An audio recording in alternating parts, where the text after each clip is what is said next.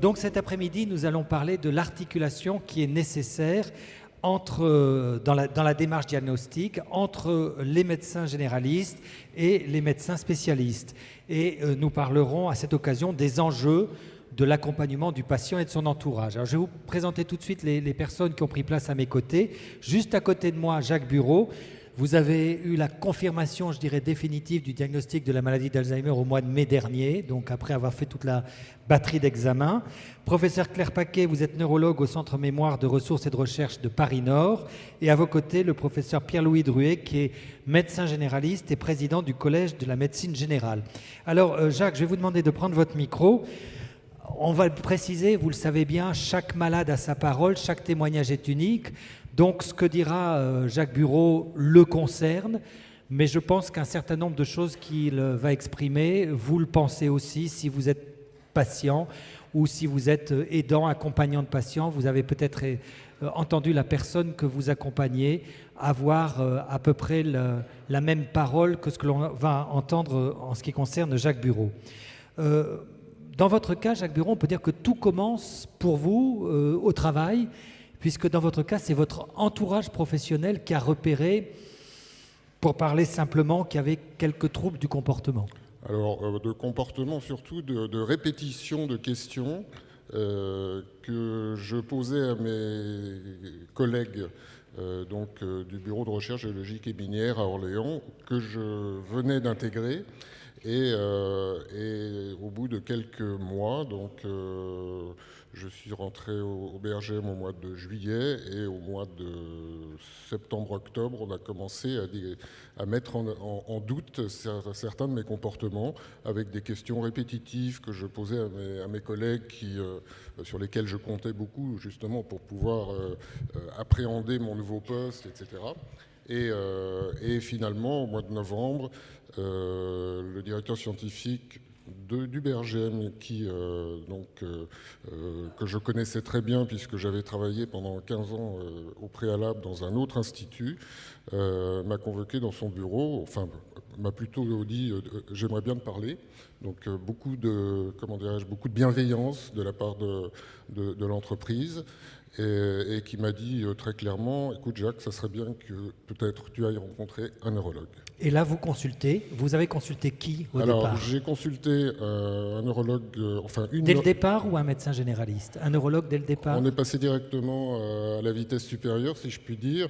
Je n'ai rien contre les médecins, mon père était médecin, donc malheureusement il n'est plus là pour le dire, mais toujours est-il qu'on a essayé de faire au plus vite, parce que j'ai très vite compris que effectivement j'ai réalisé, même si ensuite j'ai douté, j'ai tout de suite essayé de rentrer dans le système médical le plus rapidement possible pour en avoir le cœur net en fait. Voilà, j'étais pas particulièrement inquiet, mais je me disais c'est peut-être un peu de surmenage. On me répétait souvent ce mot-là à la maison, aussi bien ma femme que mes enfants et mon entourage. Et finalement, le neurologue confirme, le PET scan confirme. Alors, le neurologue confirme et je rentre donc dans un parcours de dépistage qui a commencé par l'IRM, qui s'est poursuivi par une ponction lombaire et puis finalement des analyses de la protéine tau, de tous les marqueurs que je ne connaissais pas du tout. Mais bon, encore une fois, je fais confiance à la médecine et j'ai complètement embarqué, comme on dit au Québec, pour essayer de mieux comprendre et de me conforter dans l'idée que c'était peut-être pas si grave que ça. La maladie est une maladie qui est quand même relativement lente à se révéler, à se mettre en place. Et puis le chômage, bien sûr, qui automatiquement a quand même bouleversé beaucoup le monde familial. J'ai forcé mon épouse à reporter l'annonce à nos enfants après Noël plutôt qu'avant. On précise, vous avez 4 enfants, je crois? Oui, 4 enfants, oui, tout à fait. Et donc, on n'a pas tergiversé sur ces choses-là. Justement, comment vivez-vous, vous et votre famille, comment vivez-vous cette maladie ? Alors, je dirais qu'il y a plusieurs phases. Au début, c'est 27 sur un score de 30. On se dit, c'est le début, c'est pas dramatique. Et comme ça n'est chez les malades jeunes, a priori, ça n'expose pas, comment dirais-je, l'évolution est relativement lente. Je me suis dit, on va voir comment ça évolue. Mais, sauf qu'on est rapidement rattrapé par la psychologie, si je puis dire, et finalement, on perd son travail, on s'inscrit au chômage, on se cherche, on ne se trouve pas toujours, et puis finalement, le temps passe, l'hiver, heureusement, est un peu plus... Enfin, le printemps est un peu plus précoce, donc les 3 premiers mois de janvier, février, mars se déroulent de façon un peu chaotique. Le soleil revient en Picardie, c'est rare, donc on en profite pour commencer à diversifier ses activités. Non mais une jolie famille aussi à côté qui vous appuie bien. Oui, alors on a une famille mais qui est un peu éclatée parce qu'il y a 2 enfants au Canada, 2 enfants ici, donc tout ça n'a pas non plus favorisé,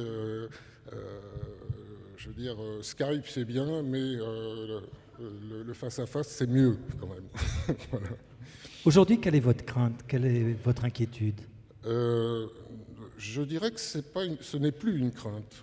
Ce n'est plus une crainte parce que je m'aperçois que mes craintes du mois de janvier, février, mars, justement, me confortent dans le fait que je ne me sens plus très différent aujourd'hui, en décembre, que je ne l'étais au mois de mai-juin, lorsque le printemps était arrivé et que finalement j'ai passé un été... j'ai beaucoup de chance, on a beaucoup d'amis, j'ai une autre vie de 17 ans au Canada et tout de suite nos meilleurs amis des Canada ont débarqué à la maison pour nous soutenir, pour nous accompagner, etc. Bien sûr, les 2 enfants et les petits-enfants qui sont au Canada aussi. Donc tout ça c'est... J'estime que j'ai énormément de chance dans mon comment dirais-je, dans ce parcours que j'aurais préféré éviter. Mais vraiment, c'est aujourd'hui, j'arrive à me projeter, ce que je n'étais pas capable de faire en mars, avril, mai, si vous voulez. Alors on viendra à vous et à votre témoignage dans quelques minutes, mais je voudrais me tourner vers le professeur Drouet, parce que c'est vrai que Jacques Bureau a un parcours un petit peu atypique, puisqu'il n'est pas du tout passé par le médecin généraliste dès le départ, et que le plus souvent la porte d'entrée c'est le médecin généraliste. Mais sont-ils selon vous bien formés à ce diagnostic, à ce dépistage de la maladie d'Alzheimer ? Oui, bonjour. Vous avez vu tout de suite Question classique. Est-ce que le docteur, il est bon ? Alors, je vais vous dire, il est formé, mais ce n'est pas important. Ce qu'il est formé, c'est ce qu'il fait. Parce que les savoirs, on peut être un beau dictionnaire, mais dans la pratique, ce n'est pas forcément la réalité. Un beau dictionnaire dans la bibliothèque, dont on n'ouvre pas les pages, ça ne sert pas à grand-chose. Moi, ma réponse, c'est qu'il a une connaissance de la maladie qui est différente. Et je voudrais remercier Jacques Bureau parce qu'il ouvre la porte à cette logique. C'est-à-dire que moi, médecin généraliste, je ne regarde pas la maladie, je regarde une situation, un patient, sa famille et toute cette interaction qu'il y a du fait que la maladie vient tout d'un coup impacter dans la vie de tous les jours.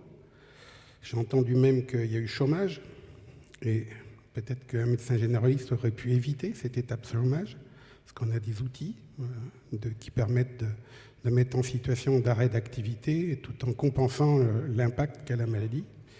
Il y a des justifications, et on a la chance en France d'avoir des systèmes sociaux qui fonctionnent plutôt bien. Donc, l'approche qu'on doit avoir, nous, c'est effectivement de penser à la maladie, quand un certain nombre de troubles apparaissent, soit on va les repérer, parce que la chance qu'a un médecin généraliste, je dirais, et qu'a le patient qui est un médecin généraliste, c'est qu'on partage à peu près une bonne dizaine d'années de vie commune. Il y a quelque chose d'assez structuré qui fait que même dans une société où ça bouge beaucoup, on partage une histoire, donc on connaît le patient dans sa vie, son environnement, sa famille, et on va repérer des éléments qui se disent, tiens, il se passe quelque chose. On n'a pas forcément le droit encore de les pointer du doigt comme ça, sauvagement, en se disant, on y va, quoi. Il y a aussi la famille qui nous informe, qui dit, je trouve que mon conjoint, que mon père pose tel et tel type de problème, vous en pensez quoi? Vous pourriez peut-être regarder. Les gens sont inquiets. Et puis, il y a le patient à qui on peut être amené à en parler, parce qu'on le connaît bien. Et puis, on va dire que 6 fois sur 10, il a une réaction normale, c'est « Oh, non, je suis fatigué, c'est pas grave ». On gère le déni. Et on va gérer aussi le déni du médecin, parce qu'il faut être honnête, ça existe aussi. Je ne veux pas passer à côté. C'est-à-dire que je ne vais pas aller ici dire ce qu'il est bon de faire, mais dire plutôt ce qu'on fait. Alors, l'association France Alzheimer a édité une fiche qui s'appelle Votre fiche repère. Bon, vous êtes beaucoup à vous être servi sur les tables, il n'y en a plus, mais je me suis renseigné, elle est téléchargeable, cette fiche, sur le site de France Alzheimer. Ça s'appelle Votre fiche repère, et c'est vraiment tout le cheminement à partir du moment où une personne est soupçonnée comme ayant peut-être la maladie. Mais est-ce qu'il y a un moment du diagnostic? Comment assurer les bonnes conditions de ce moment? Vous le disiez, quelquefois la famille ne veut pas trop en entendre parler, le malade lui-même ne souhaite peut-être pas que sa famille soit au courant. C'est quoi le bon moment pour en parler? C'est le bon moment. Merci de votre réponse. Non, mais c'est la réponse. C'est ce qu'on a choisi d'appeler entre nous le moment opportun. Le terme anglais est plus imagé, mais on a choisi de le traduire comme ça.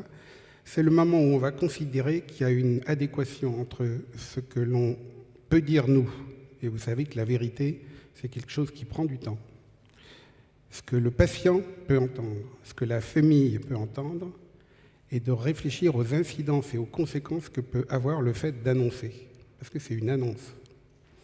Et l'annonce, ce n'est pas un moment, c'est un continuum.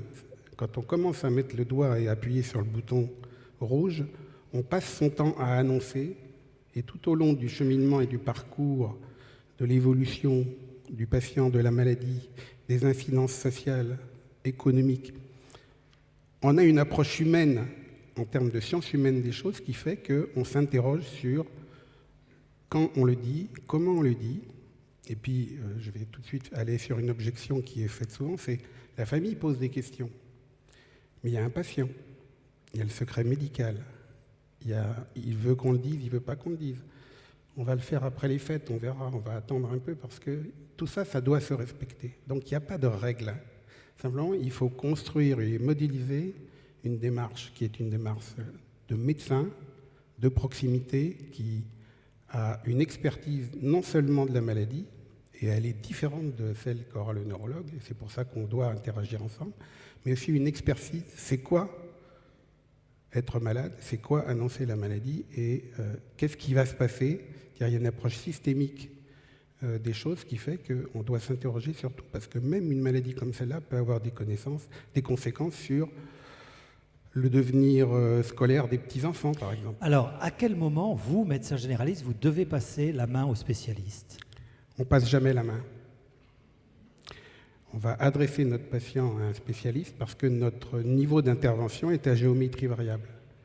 Mais on la garde quand même, sinon on ne fait pas son travail. C'est-à-dire qu'une fois le patient dans le champ des soins de deuxième ligne ou de troisième ligne, on a vu ce matin qu'on a parlé beaucoup de maladies, de sciences, de techniques, et on y reviendra, de recherche, mais en même temps, je dois garder moi l'idée que je dois annoncer que je suis toujours à l'écoute, toujours pour peut-être mettre parfois du langage commun sur des mots médicaux et des gros mots.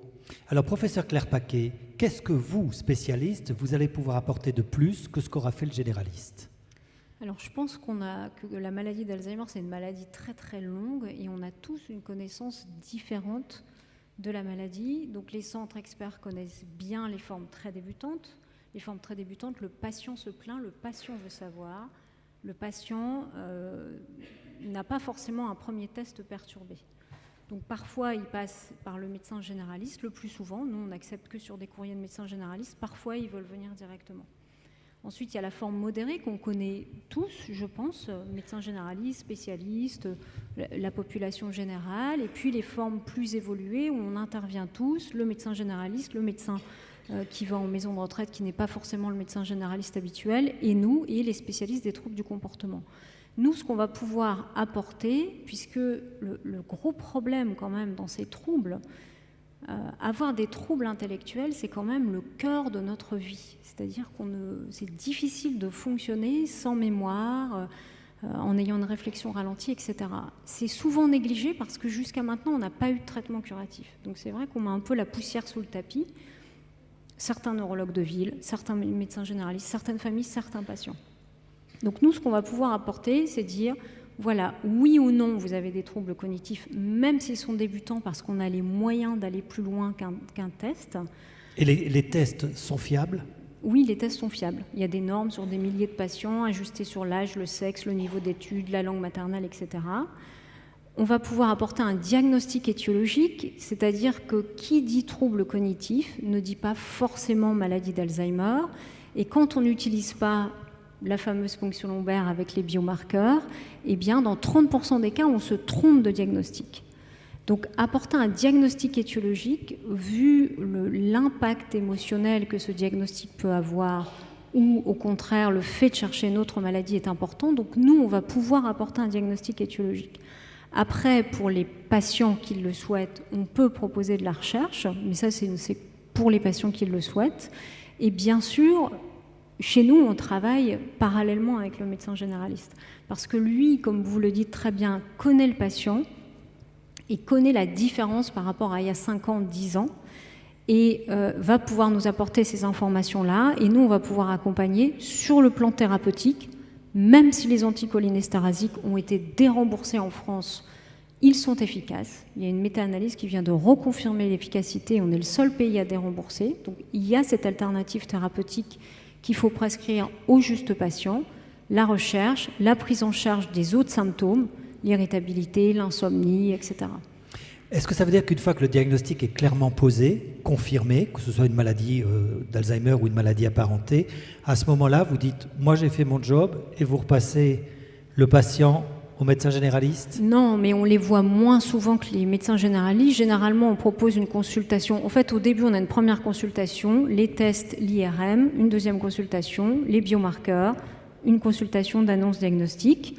Ça, le médecin qui les suit, qui est le médecin référent, qui n'est pas toujours le médecin généraliste, même si c'est dans 99% des cas, est au courant. Et ensuite, on les voit chez nous à peu près tous les 6 mois, ce que font à peu près les centres mémoire. Là, vous semblez tout à fait marcher main dans la main tous les deux, mais est-ce que c'est toujours le cas ? Est-ce que le médecin généraliste et le neurologue marchent toujours main dans la main ? Alors, 2 choses. Ce qu'il faut dire, c'est que ce patient qui a un trouble cognitif, il est bien rare qu'il n'ait pas autre chose. C'est-à-dire les polypathologies, les pathologies multiples et chroniques. On a parlé de l'hypertension artérielle qui est un facteur de risque. Donc ça fait longtemps que ce patient, parfois, on le suit et on continue de le suivre pour d'autres problématiques de santé qui ne sont parfois impactantes sur l'évolution de la maladie neurologique elle-même. En plus, on a un rôle à l'entrée, c'est-à-dire qu'il faut aussi éliminer un certain nombre de pathologies qui donnent des troubles cognitifs et qui ne sont pas Alzheimer. Et grand Dieu, je trouve que la présence des tests, y compris dans notre pratique, qui sont des tests plus simples, mais pour trouver une bonne orientation, nous permettent surtout de répondre assez souvent « non, en ce moment, on n'est pas sur cette histoire-là et on va gérer un problème de dépression, gérer un trouble d'ordre endocrinien ou autre ». Par rapport au suivi et donc au parcours, là, ça va dépendre des patients et ça va dépendre des collègues neurologues et des services, neurologues ou gériatres. Parce que soit on a la culture du parcours du patient et on sait bien faire les échanges, et heureusement on a de plus en plus d'outils qui nous permettent d'avoir de l'information et de communiquer entre nous, soit on a effectivement, il faut le dire, des médecins qui vont considérer qu'ils ont passé la main et qu'ils ont décidé de la perdre. Et ça, moi je le critique. Ça arrive, que le généraliste passe la main au spécialiste et après... Écoutez, je pense que dans cette salle, si je disais que ça n'existe pas, je vais me faire déchirer, quoi. C'est une évidence.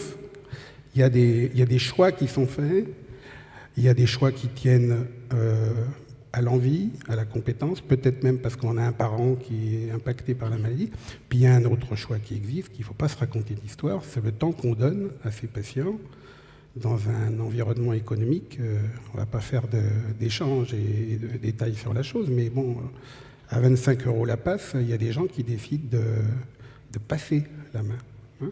Il y en a d'autres qui vont faire le choix de s'accrocher effectivement à accompagner ces familles, parce que pour moi, c'est le cœur de mon métier, c'est d'accompagner les patients et la famille.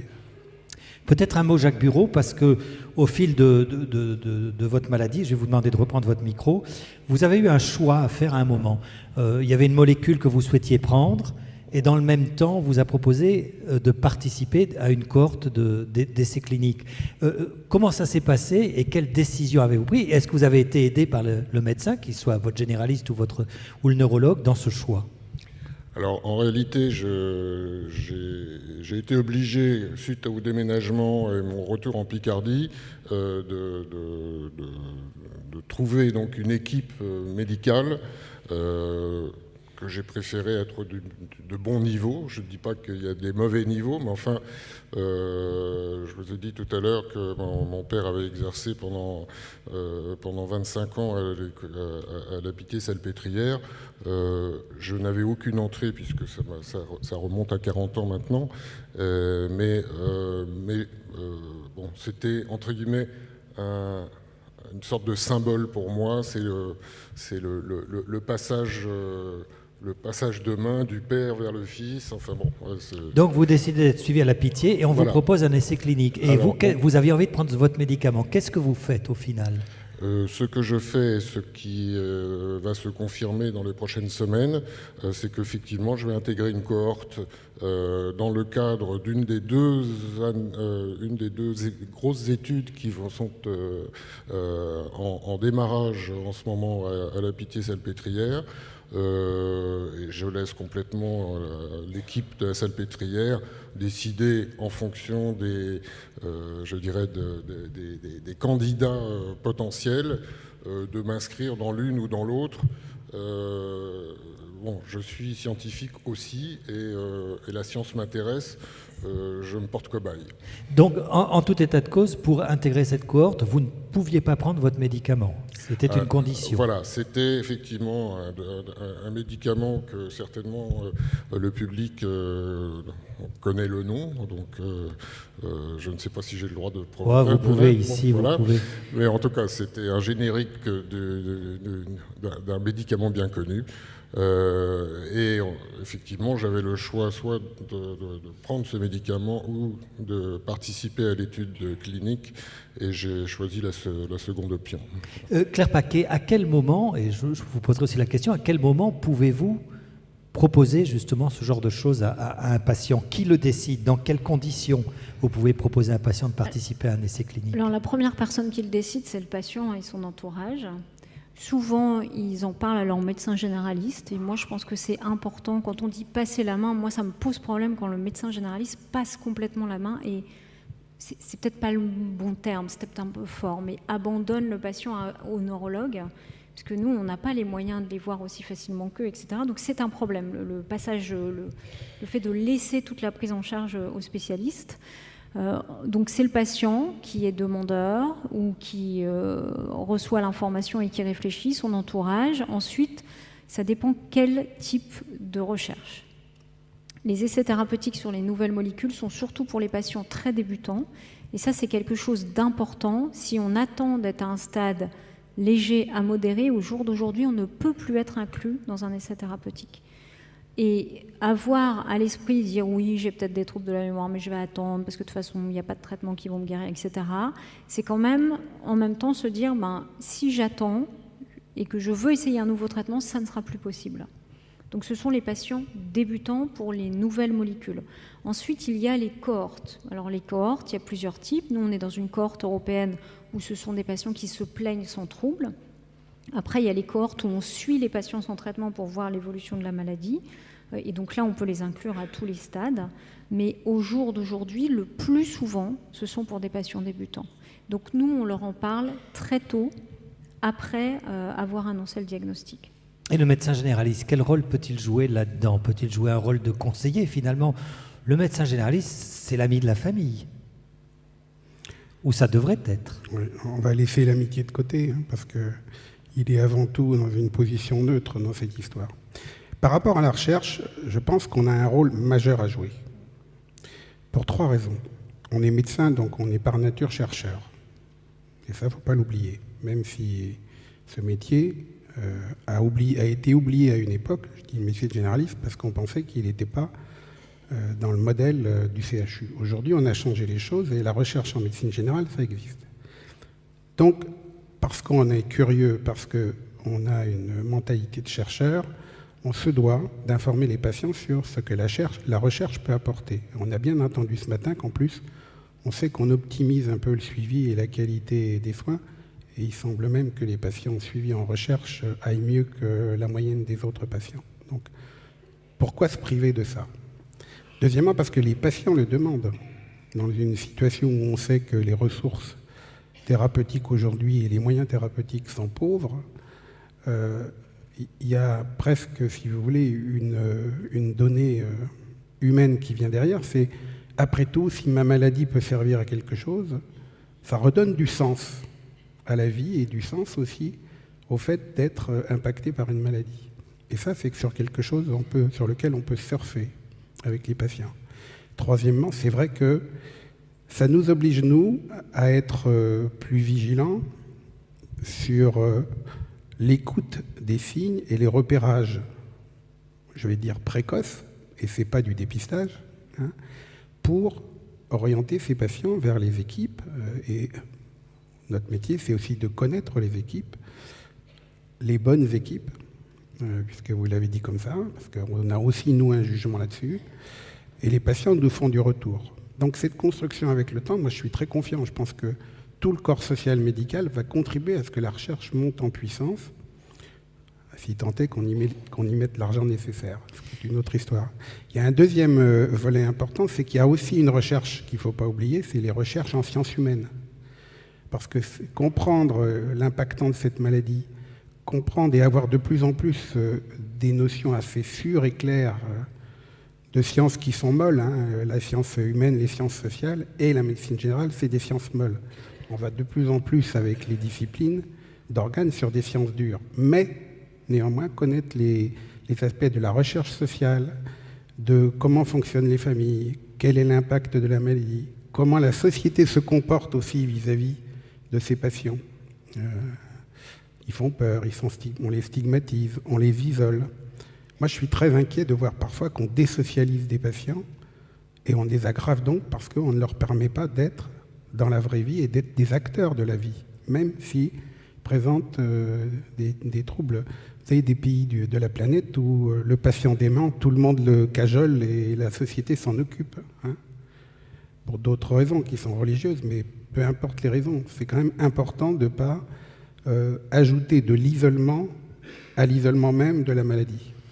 Claire Paquet, peut-être pour terminer, avant de prendre des questions dans la salle, c'est vrai que pendant des années, je dirais, les articulations entre les médecins généralistes et les médecins spécialistes n'étaient pas vraiment, je dirais, figées. Aujourd'hui, ça y est, c'est bon, vous avez, je dirais, un organigramme, tous les médecins que vous êtes dans la tête, qui fait qu'il n'y a plus d'errance entre l'un et l'autre. On sait bien qui doit faire quoi. Alors, je pense que c'est une histoire humaine, hein, donc ça dépend, comme vous l'avez dit, des médecins, des généralistes, des spécialistes, de la génération, de la sensibilité, de la configuration des patients qu'ils ont. Donc oui, je pense que le diagramme et l'organigramme de soins est écrit, est posé. C'est un travail collaboratif entre les gériatres, les neurologues et les médecins généralistes. Maintenant, en pratique courante, nous, on a fait une étude nationale qui a montré que 50% des patients seulement arrivent par le médecin généraliste. Et ce n'était pas, on tient compte s'il y a un courrier ou pas du médecin généraliste, c'est ce que dit le patient et son entourage. Donc, qui vous incite à consulter? Et c'est 50% des patients. Donc, nous, ça nous a paru très peu. Donc, ce serait intéressant de refaire cette étude-là en fait dans 4 ou 5 ans, puisque ça c'était il y a 2 ans, et de voir un peu comment les choses ont évolué. Mais en tout cas, c'est écrit. L'articulation parfaite entre généralistes et spécialistes semble quand même assez rare. Ça tient à quoi, selon vous? Moi, honnêtement... Vous seriez plus optimiste que moi. Je pense que j'ai un très gros biais de sélection, c'est que dans notre centre, on accepte les patients que s'ils ont un courrier du médecin généraliste ou en tout cas d'un médecin, par exemple un confrère, un anesthésiste qui nous envoie un patient parce qu'il veut faire une anesthésie générale, bien sûr on va le prendre. Post-chimiothérapie qui a des troubles, on va le prendre, mais 90% sont adressés par les médecins généralistes. On envoie systématiquement un courrier et on essaye de rester en lien. Maintenant, les médecins généralistes qui ne répondent pas ou qui ne prennent pas en charge ou qui ne nous appellent pas en cas de problème aigu de troubles du comportement, finalement, c'est pas si fréquent. Ça doit être 10%, je dirais, comme ça. Donc, j'ai sûrement un très gros biais de sélection, mais notre centre, il est quand même assez récent. C'est l'homologue de la Pitié, Maëlle Lariboisière. Il est récent. On n'a que 10 ans et on a eu à cœur de le construire comme ça. Donc... Allez, réponse de Pierre-Louis Druet, et puis on prend des questions dans la salle. Non, c'est un complément. Il y a une réalité aussi tout à fait claire. Vous avez un neurologue pour 20 généralistes sur le territoire. Délai moyen de rendez-vous pour un neurologue, que ce soit hospitalier ou ambulatoire, dans certaines régions, c'est 4 mois. 4 mois, c'est long quand qu'on commence à avoir des troubles. Donc on voit bien que de toute façon, si on ne veut pas décloisonner les choses, on n'a pas le choix, c'est d'autres qui le feront. Je pense même, si vous voulez, que le décloisonnement, il doit s'élargir. Moi, je pense qu'une infirmière qui suit des patients pour une pathologie X ou Y a tout à fait la compétence à repérer des troubles et à poser la question. Ce n'est pas uniquement les médecins qui sont là pour faire des diagnostics, ça se saurait. Hein. Les patients commencent par faire le diagnostic souvent, et vrai ou faux, n'empêche qu'ils posent l'hypothèse. Notre rôle à nous, c'est de mettre de l'ordre, d'organiser le parcours centré sur le patient et non pas centré sur la maladie, et d'essayer de gérer, si vous voulez, tout ce qui est impactant de la vie de tous les jours de ces patients, avec d'autres acteurs sur le terrain, parce que les travailleurs sociaux, les structures d'aide qui existent, qui accompagnent, les associations de patients. C'est pour ça qu'on a voulu, nous, le collège, faire ce document avec l'association de patients, parce qu'il faut que ce document il soit partagé par les familles, les patients et les médecins avec le même langage. Ben, vous avez bien fait de le faire, parce que vous voyez, ils sont en rupture de stock aujourd'hui. Donc, ils vont peut-être le retirer, ils m'ont dit.